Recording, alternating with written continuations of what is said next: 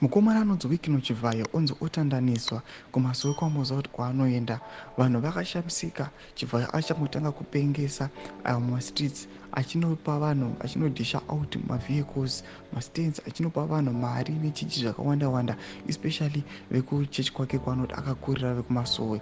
Pane chitiko chinoitika chinoonekwa kuti aiwa akukonzeresa split kune religion yamuziva kuti aiwa vanhu vechitendero ichi ndo vanhu vanodikanwa nemutungamiri wenyika, vanoziva kuti aiwa kana yava nguva yemaelections anoziva kuti ndo vanhu vanobeka up vaanotemba navo. Vatondo Wikino Chivhayo okonzeresa kuparadzana muthis church. Nsambi namashoko mudanyogwa pana kuti subscribe or like turn on the bell icon.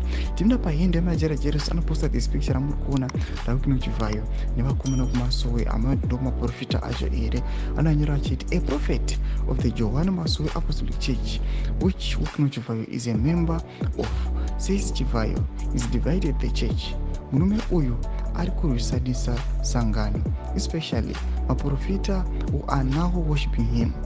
He claims prophets also queue up to him to tell him chiprofita chenhema. Ndo mashoko ari kuda kutaurwa panapa nevakomana vana majerajereso vachiti aiwa mukomana uyu anonzi Chivhayo is causing masplits aiwa mukereke rinozikanwa kuti aiwa ikereke rinozikanwa kuti rine runyararo nekubatana kunyange mutungamiri wenyika nemaleaders vanotomboendako vachinosangana aiwa nemacongregates eko. But kono Wikino Chivhayo ari kunzi akukonzeresa masplits achiti aiwa vanhu vaiva muprofiti vachimuprofita nhema as a matter of fact kuti vawane mafavors from him.